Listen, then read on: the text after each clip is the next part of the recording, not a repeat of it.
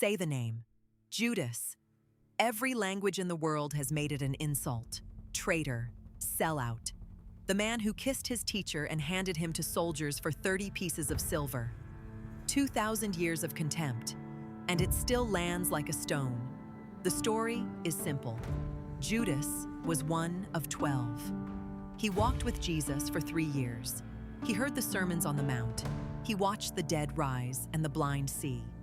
And then, at the worst possible moment, he walked into the high priest's courtyard and said, "I know where he sleeps." The Gospels tell us he felt remorse. He threw the coins back. He went and hanged himself. Guilt so complete it could not survive itself. History closed the case. Judas was the villain. The betrayer, the cautionary tale. End of story. Except it wasn't. In 1978, in a cave near the Egyptian city of Minya, a farmer found a limestone box. Inside, a Coptic papyrus manuscript, decayed at the edges, but still legible. It took 30 years of academic battles to authenticate it. In 2006, National Geographic published the translation. The document was called The Gospel of Judas. The Gospel of Judas is not a forgery. It dates to approximately 280 AD, copied from an even older Greek original. In it, Jesus does not fear Judas. He singles him out. He calls him the 13th, the one who stands apart from the 12.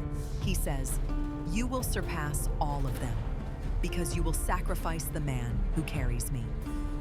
Now here is where psychology must enter the room. There is a concept called the fundamental attribution error. When we see someone do something that causes harm, we assign it to their character. They are bad, weak, treacherous, without asking what situation surrounded them. We judge the act. We never ask what was asked of them. In the gospel, Jesus laughs, not cruelly, not at his disciples. He laughs because they do not understand. He tells Judas alone, "The others worship a false god. You are the only one who sees clearly." And then he says the words that shatter everything. "Step away from the others. I will tell you the mysteries of the kingdom, not for them, for you." The plot twist is this. Judas did not betray Jesus. According to this text, Jesus asked him to. The kiss in the garden was not a signal of treachery. It was the completion of an assignment, the most intimate act between them.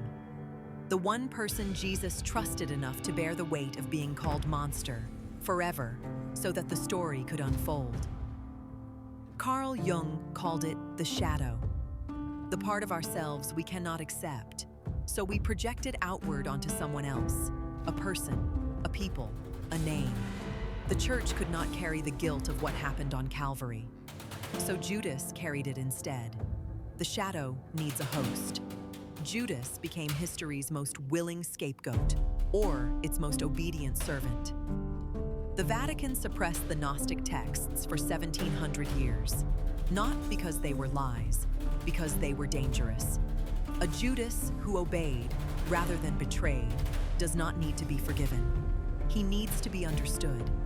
And understanding him means asking uncomfortable questions about who gave the orders and who we blamed instead.